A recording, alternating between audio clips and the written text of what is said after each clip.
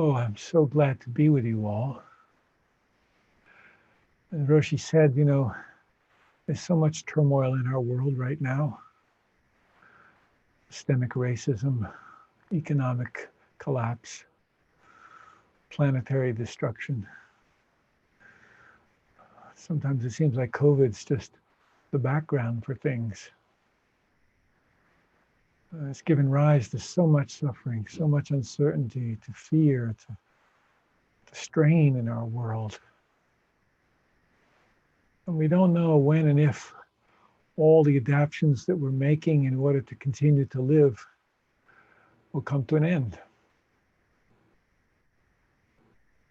As Roshi mentioned, I'm in California now, Northern California. And at the moment, it does seem like the whole world is burning. Yet this morning, I was on our back deck of our houseboat, looking at the ridge that stands between our floating world and the ocean. And that ridge today was covered in a cool marine layer of fog, and it temporarily reduced the smoke, and it helped to subdue the wildfires, at least those ones close by. And I honestly thought to myself, well, maybe the fires will stop now. It sounded hopeful, but really, mostly it was my impatience speaking. We're just at the beginning of fire season, and already more than 1 million acres have burned. But I wanted it to pass, just like I want COVID to pass, and I wanted impermanence to hurry up. And I sat there and I realized that my mind was like a child in the back of a car on a long trip whining, are we there yet? When will we get there?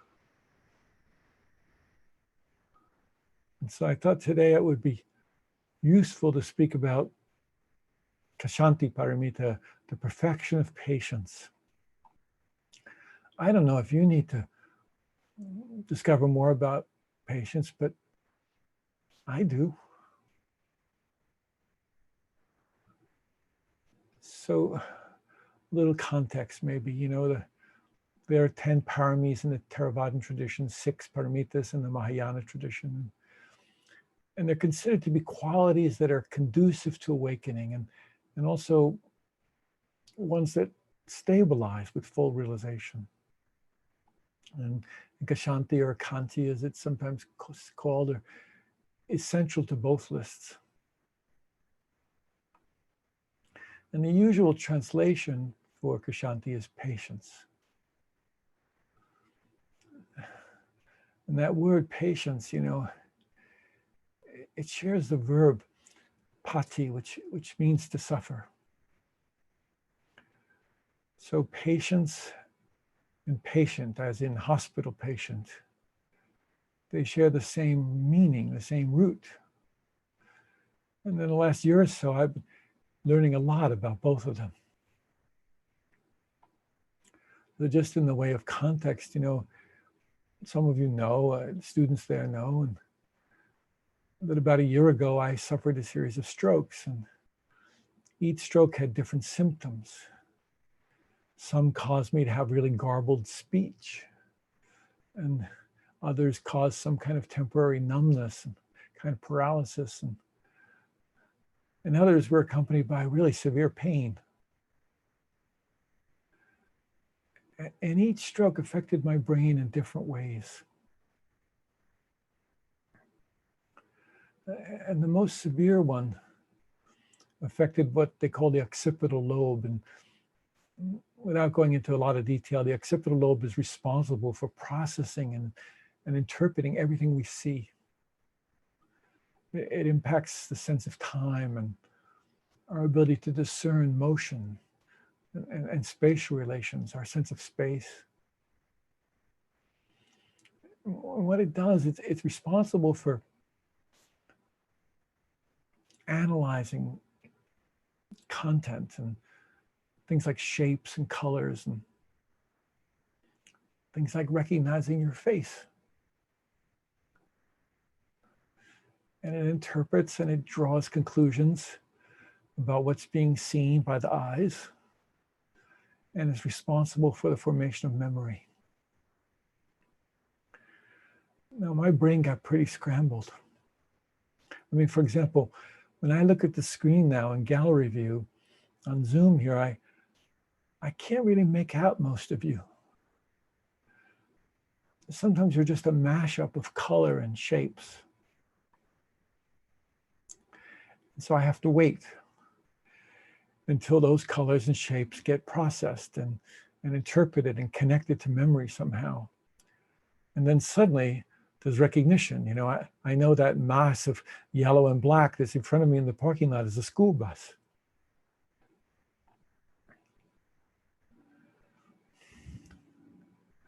Now, as a patient with a scrambled brain that has challenges in processing information and time and, oh God, all sorts of things, there's lots of opportunities to practice patience.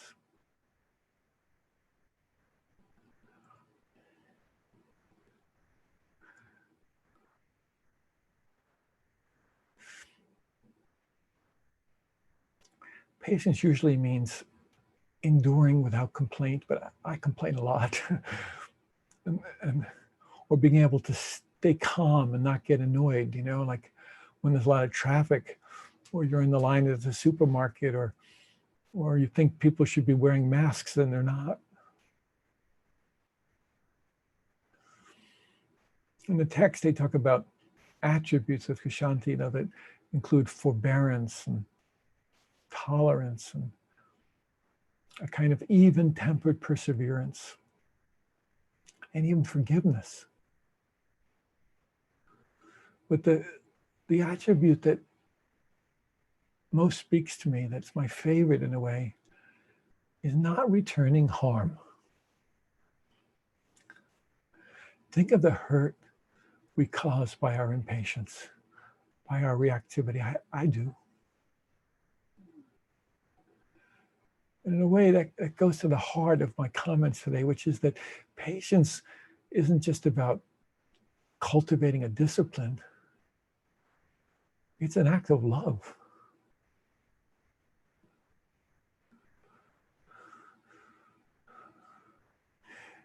I'll try to circle back to that if I can remember.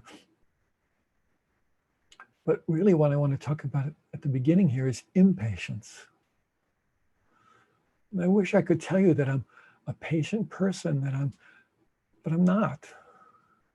And I wish I could say that I've embodied Kshanti and that I'm steeped in the practice of patience. Sometimes it's better than others, but well, what I find is sometimes when I talk about things, like the way I'm impatient, and I expose myself to myself, it helps me find a way through.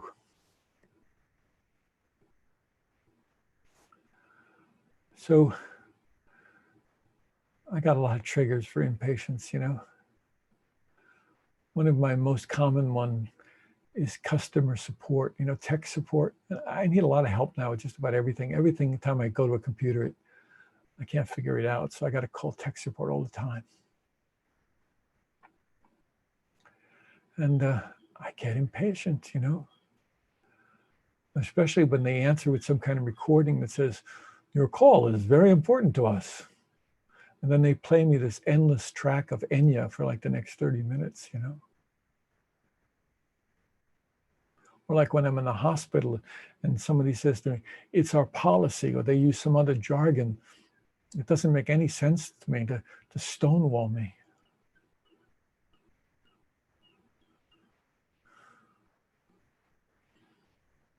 Impatience and indignation, you know, they are a deadly combination. And when patience is fueled by self-righteousness, look out, you know.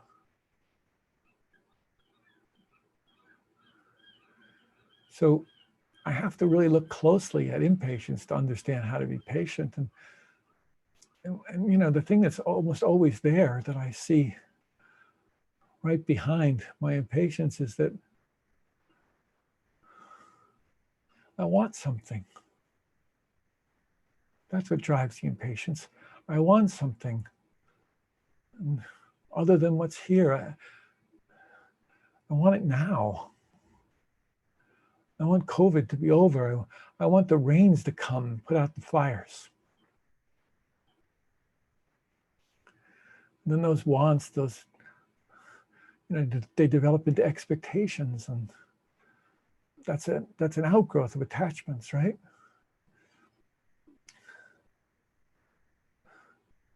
I don't know about you, but I notice that my expectations have this certain righteousness about them.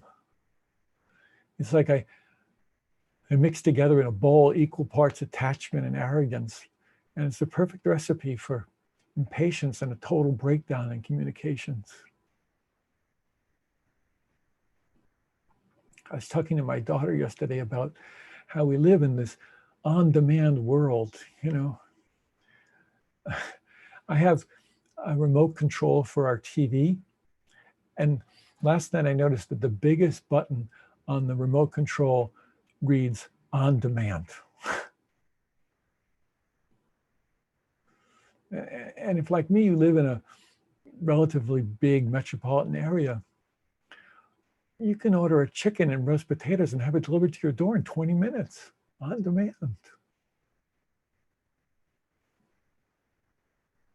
Some weeks ago, my Uber driver was 10 minutes later than the estimated time on my cell phone, and I texted him to see if something was wrong.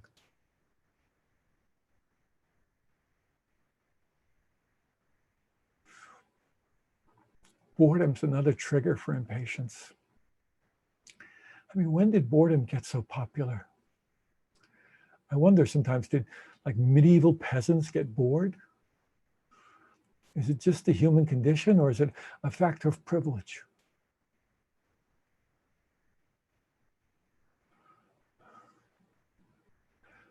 Quiet can curiously be another trigger for impatience.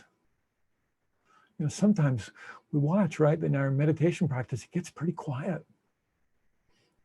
And I've had students come to me with a kind of reaction to the quiet. They remind me of young parents whose toddlers are playing in the other room.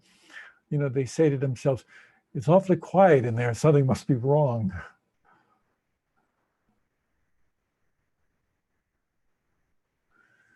In my life, distraction is an indicator of impatience.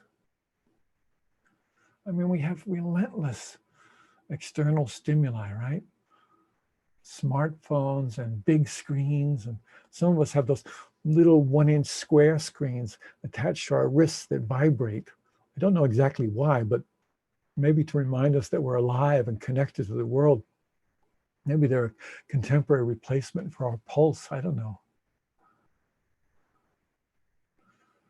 I wish my impatience was just caused by external things outside myself. Then my complaining would be justified, But I'm continually creating, endless internal distractions: monkey mind, entertainment mind, critical mind, my scatterbrain.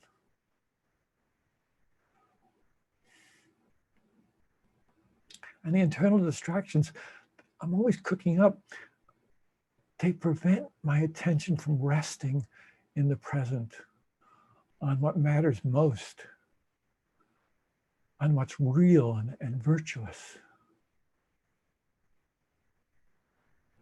I mean, does this happen to you, or is it just me? Trungpa Rinpoche, he called this continual interdistractedness subconscious gossip. And what I watch, in myself is that there's this unspoken hope that all this internal activity will somehow keep away the loneliness and the disappointment or the pain, keep it all at arm's length somehow.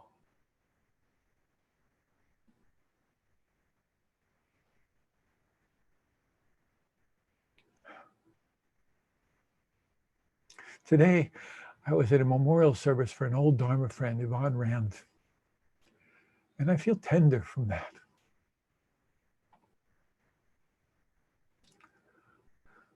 And I watch how my distractions, even in the middle of a memorial service, could distract me from my innate wisdom. The wisdom that's right there, that we turn away from sometimes because it challenges what's familiar. It challenges our stories. It challenges what we're comfortable with.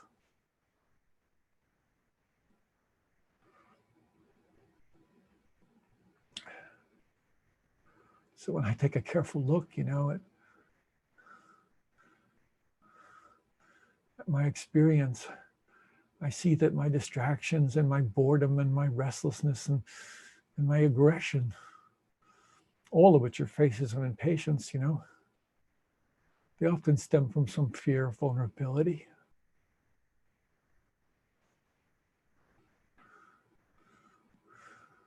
We're uncomfortable with uncertainty. We have little tolerance for ambiguity, and we want explanations for everything.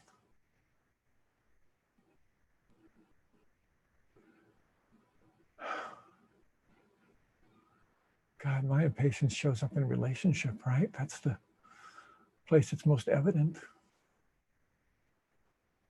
When I don't want to listen because the other person is taking too much time, giving me too many details. Oh, when my wife doesn't take time to explain to me what's going on, and she's frustrated by the way I do things, and she takes over and does it her way. I remember being with His Holiness the Dalai Lama in a big hotel somewhere, and I was always in awe how he gave his entire focus to the person he was in conversation with. And how even walking down the hallways, he'd encounter a hotel maid, and it was like the rest of the world didn't matter in that moment,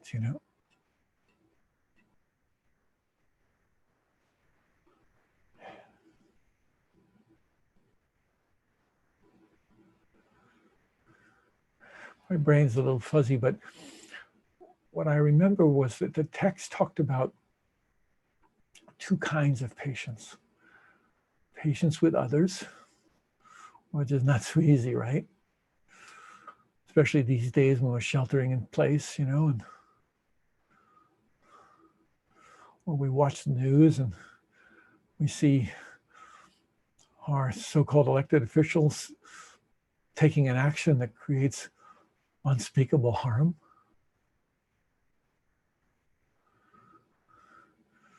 And the other, I recall, was patient with the dharmas, or we could say patience with the way things are. The dharmas, the truth of things. At times this is even harder than patience with people. Like in our practice, when we're sitting on the cushion, patience, it makes it much easier go of it, doesn't it, when we're patient? For me, Kshanti reminds me to have the patience and the willingness to not know.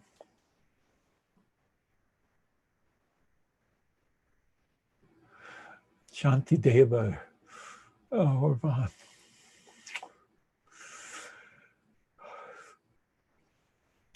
I'm thinking about Yvonne and how much she loved the teachings of Shanti Deva. They were both rather uncompromising, Shanti Deva and Yvonne, especially on the subject of anger.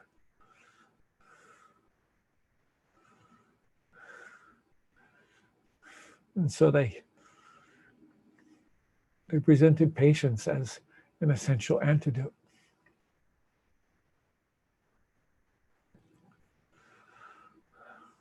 Shantideva used to speak about, or he spoke about, I wasn't there, but I heard he spoke about forbearance of personal hardship, patience with others, and acceptance of the truth.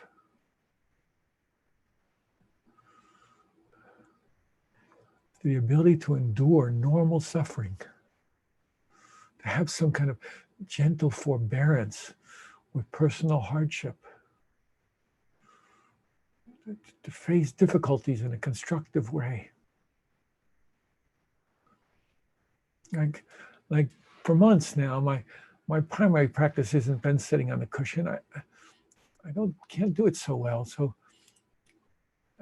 I go to bed at night thinking about other people who are in pain and confusion. And I let that reflection wash over me, and it gives rise to compassion. Compassion for them first, and then it spills over onto me. And that's the way I go to sleep at night now. It's how I get through my discomfort and my confusion.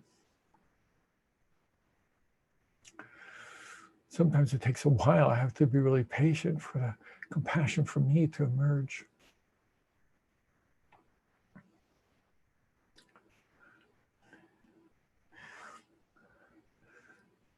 It's really hard to be patient with other people's wrongdoing. And by this, I don't mean that we should become a doormat, but for me, patience with other people's wrongdoing, it arises from appreciating my own ignorance and from understanding the negative consequences of retribution.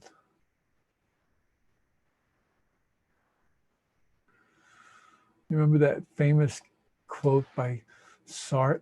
He said that hell is other people.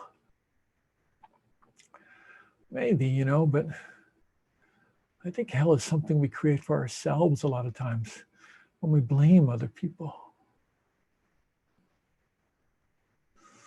When I was in the hospital with one of my strokes, I had this really awful bullying nurse.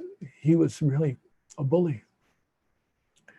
And I remember I asked him this one night if he could turn off they have these motion detectors with bells and whistles. And if you move in your bed or God forbid, go to the bathroom, the bells and whistles go off. And it's a safety features to keep people from falling, or not keep them from falling, but to let the nurses station know if they've fallen. And I just couldn't sleep. And so I asked him to turn them off, and he wouldn't. And I said, it's just this, it's okay, I'm safe. It's okay, I promise I'll be okay. And he said something like, you're not in charge here. We're in charge here. You do what we say. I mean, it was really horrible.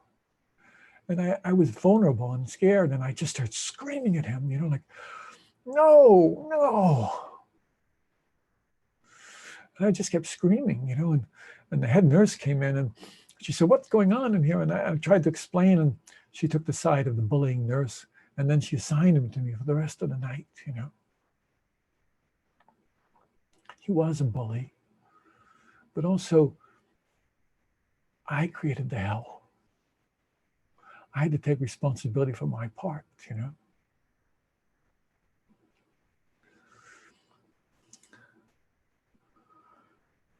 There's dharmic patience, there's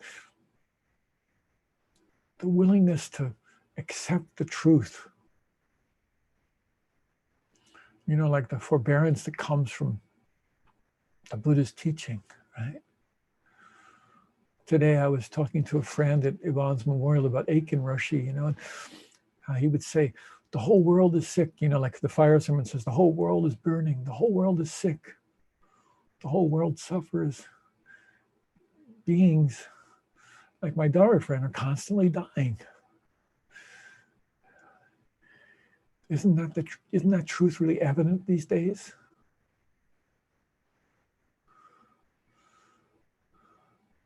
Accepting the truth of dukkha, that's not easy. Accepting the dukkha is really our resistance to suffering. The anguish we feel when we don't want to suffer.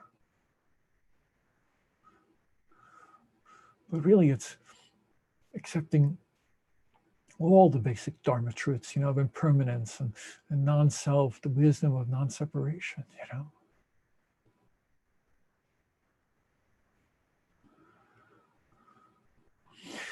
One of the things I love in the text is it talks about this, how the strength of patience is derived from what's referred to as wise receptivity. Receptivity that comes from seeing and hearing the Dharma. You know, it's not easy to hear the Dharma. It's even harder still to live by it. It requires a lot of receptivity to absorb, to understand, to live the Dharma. We have to be open to the truth so that it can enter us and seep into our bones.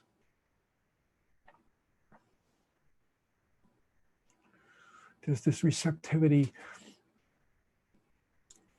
from forbearance that comes, you know, from understanding the Dharma.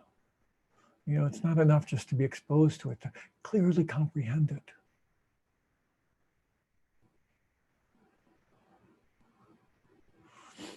Another way that wise receptivity shows up, it stems from helping others, from being of service to others.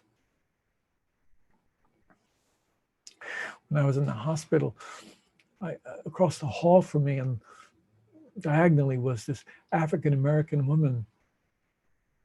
And I could see what would happen is the doctors, they'd come in on rounds, these young, you know, interns, and they'd come in and they would talk to her about her condition. She had basically, she had a stroke also.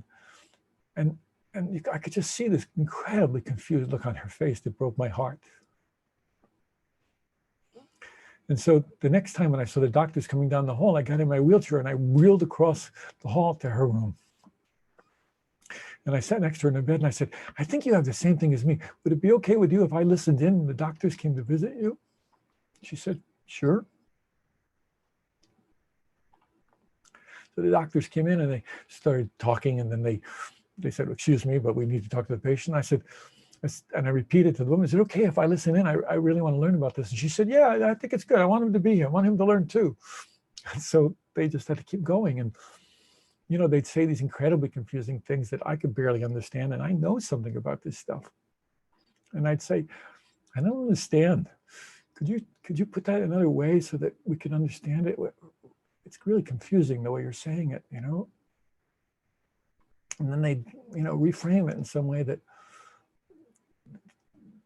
she could try to understand. And I'd ask her, do you get it? And she'd say, yeah, I think I got it now, you know? And we went through this whole,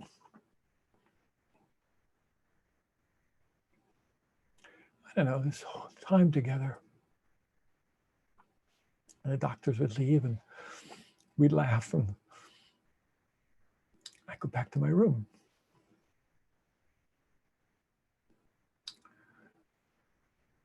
In the text, in the old text, is these illustrative stories, you know, about patience and the strength of patience.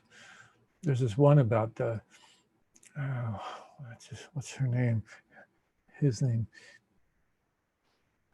Bhikkhu Kantasiri, I think. I can't remember now. Anyway, this bhikkhu, you know, this practitioner, you know, people insult him and they beat him and they tear off his skin and they cut him into pieces, and he feels no hatred, you know. And those descriptions there, they always appear a little superhuman for me, you know. I don't really understand them. And they seem impossible. Maybe that's what they're pointing to give us a model about how to be a complete human being and remind us of our capacity to embrace the impossible. But for me, it's just a challenge not to yell at a nurse after she's failed to place an IV line in my vein for the third time. For me, Kshanti is not just about a strong mind. It's not acting out of anger or hatred. It's about cultivating kindness. Kindness for myself, kindness for others. Roshi knows this story, but when I was in the hospital, there was a young woman. She was, I don't know, early 20s maybe, and she was a lab tech, and she woke me up in the middle of the night at like 3 a.m. to take my blood. You know, they have to do that. And she came in and she apologized. She was really sweet. And she said, I have to take your blood. I'm so sorry. And And I said, it's okay, you can take my blood, but first you have to tell me something you really love. Then you can take my blood. And so she said, oh, wow, I love my son, you know. I said, I love him more than anything, you know, more than words can tell. And I said, well, how old's your son? And she said, he was 4. And I said, oh, I have a granddaughter who's 4. We should get them together, you know. And we talked about our family for a while. And I said, don't forget, you got to take the blood, you know. And then she took the blood and she did it really well. And afterwards, I thanked her for not only doing the blood draw so skillfully and so painlessly, but for being so human. And I said, you know, please take that to the next room. And I had the feeling that she did, that she carried it with her.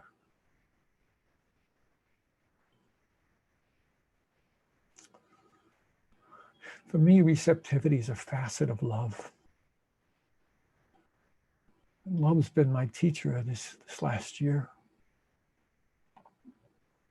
You know, we know, right? All of us know the dynamic aspect of love, the giving aspect of love, you know.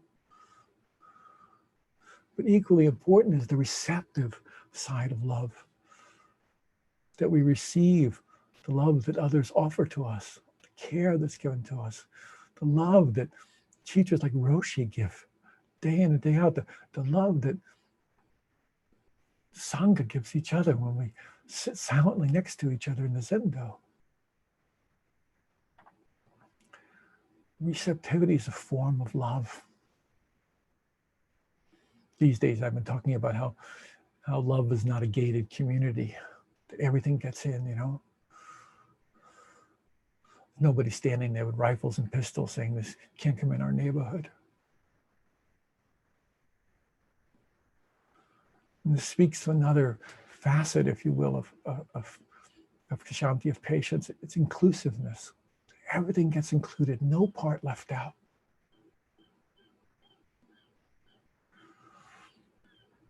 So when I need to develop patience, the first thing I do is get familiar with the arising sense of irritation. How does it show up, you know? Sometimes it seems like a flash of lightning, but when I look closer, I notice that there's this sort of agitation that's been creeping up on me for a while. And I begin to try and understand, to clearly comprehend the addictive nature of irritation, of anger, of outrage.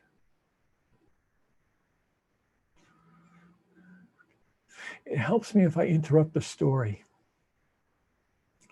You know, the more we feed the sense of injustice, the more impatience become like it's like a wildfire. You know, it's like the fire is burning here in California. We have to not just be passive in our patience, we have to take away the fuel, you know, clear away the dead brush, the old stories that feed our impatience, you know.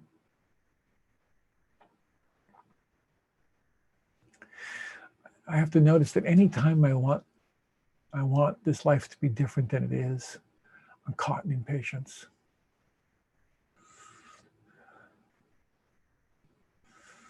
And I work on it by developing some allowing for discomfort, for suffering.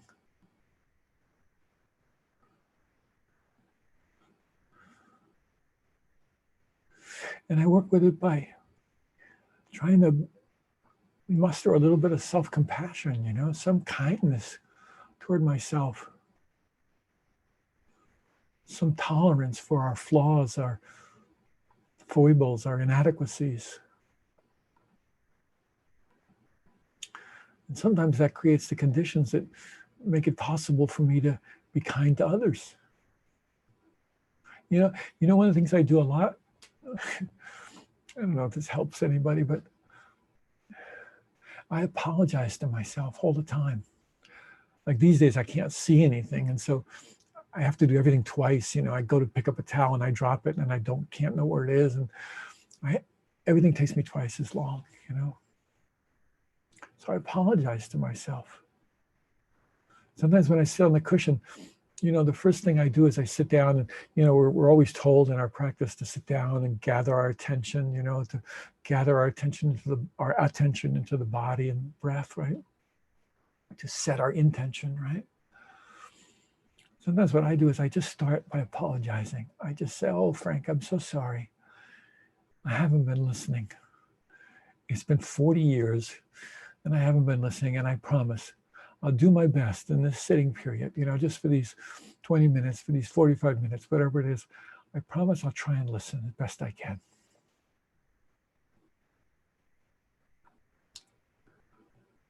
And then the other way I cultivate patience is that I try to internalize what's most wholesome, like steep in it, like a good cup of tea, and beneficial experiences and authentic moments, times when I feel relaxed or capable. I have a friend, Rick Hansen, and he says we have to install these experiences in our brains and our psyches. That's good neuroplasticity. That's what it's all about. Taking in the good.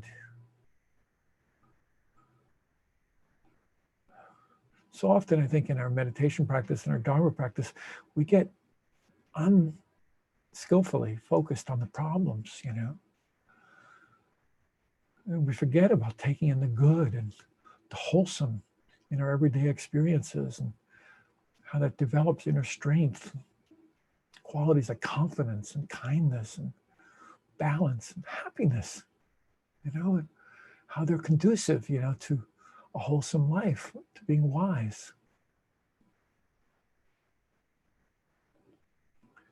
Yvonne used to always talk about beginning the practice with a clear intention and always ending it by dedicating the merit. Every practice, not just some, every sitting, every conversation sometimes is a practice that way.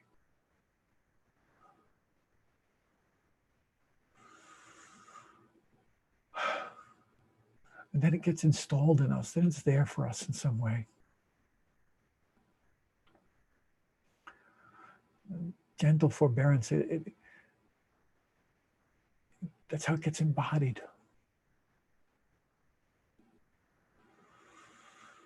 When I had these strokes, I was in gut-wrenching pain for about 5 days. Just didn't stop. It was like horrible. And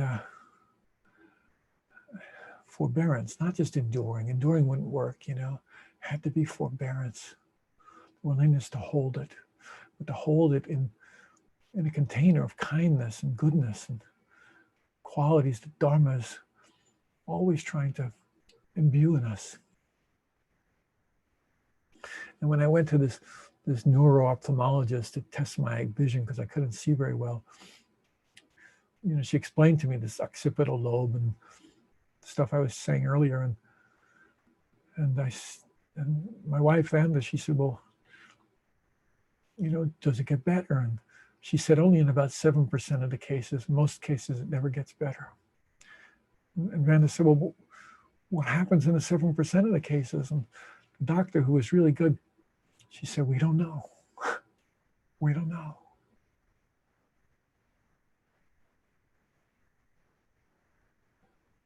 I've shared this before, but it's worth sharing again because I was so touched by this young doctor's compassion and kindness. She was trying to explain to Vanda what it was like for me to not see. And she made up these glasses, and she put this fabric tape on the glasses that kept you from seeing anything peripherally. And she gave them to Vanda to put on. Vanda put them on. She just started to weep. But it was the way that it was such a compassionate thing that this doctor did. I said, how did you know how to do that? What made you think to make glasses up for a spouse? And she said, oh, my father had the same stroke, and I wanted to understand what it was like for him.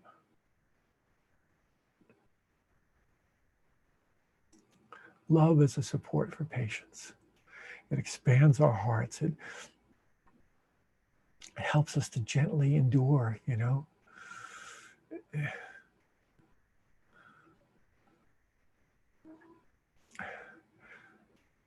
it has this capacity. Love gives us this capacity to expand our hearts, and when our hearts expand, our understanding gets greater too, and our love gets greater, and hearts get greater. There's more room in our hearts, for ourselves and each other. There's more space. And the one thing I've learned over the years, particularly during my brain getting whacked, is that whatever I can give space to can move, it can unfold, it can reveal itself, it can show itself, it can teach us.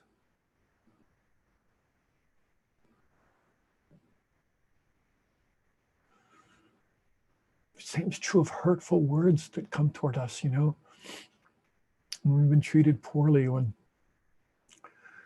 we cannot suffer so much if we have a little bit of space around them.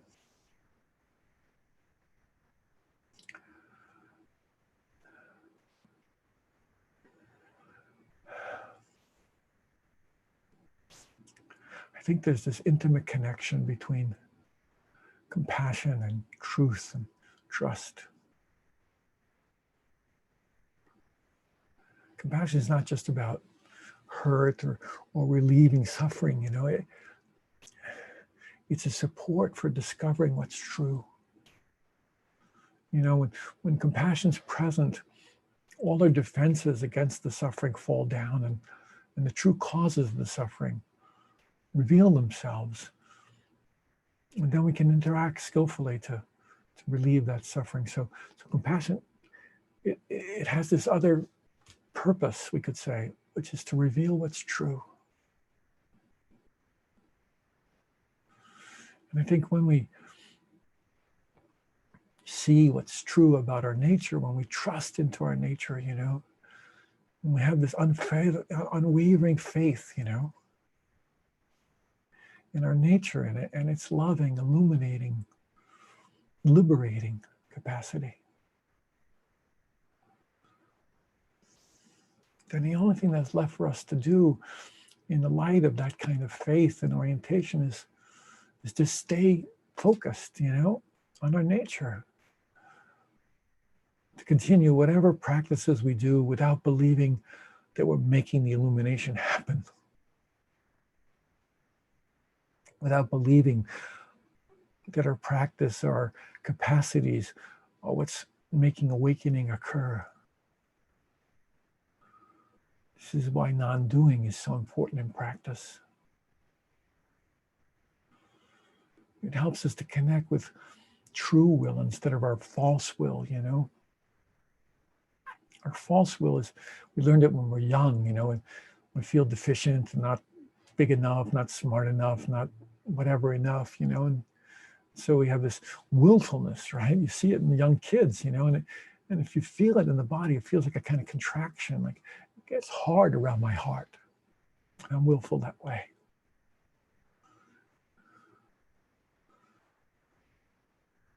And I feel that hardness in my whole body, really.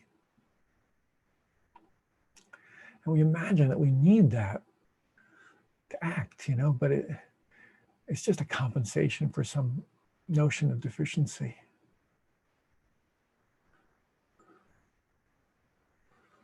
True will, really true will, it feels like a flow, right? It has an ease and a confidence to it. I mean, when you're with wonderful teachers like Roshi, there's an ease there, the confidence there. That's what I'm always remarking when I'm with her, There's this implicit confidence, that helps us to stay with what's here and shows us the right thing to do. And true will it's effortless, it's complete spontaneity, it's complete letting go, it's total surrender. Now don't imagine surrender is easy. It's hard, In my experience, when I really surrender, I know it's going to take everything. It can take everything. It can take everything. It can take a reputation. It can take, my identity. It can take everything.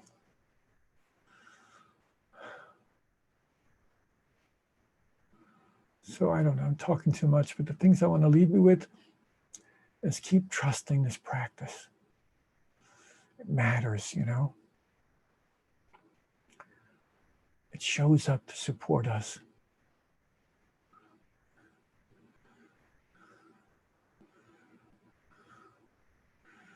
It lives in our community, and it's essential at times of crisis like this.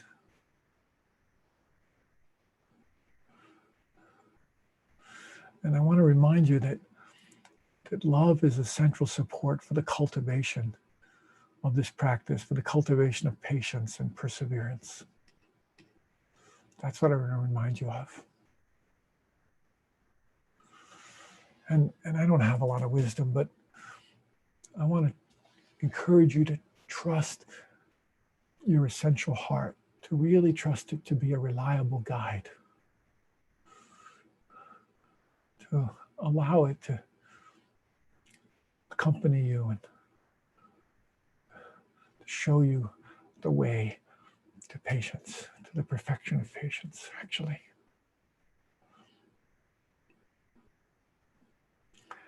Anyway, that's what I imagine. Thank you for listening, for being patient enough to listen, for forgiving me my shortcomings, and being kind enough to sit still, have us all be together for a while. Thank you very much. Thank you, Roshi, for inviting me, and Noah for your endless kindness to me and making it possible for me to do this. Thank you, thank you, thank you, thank you.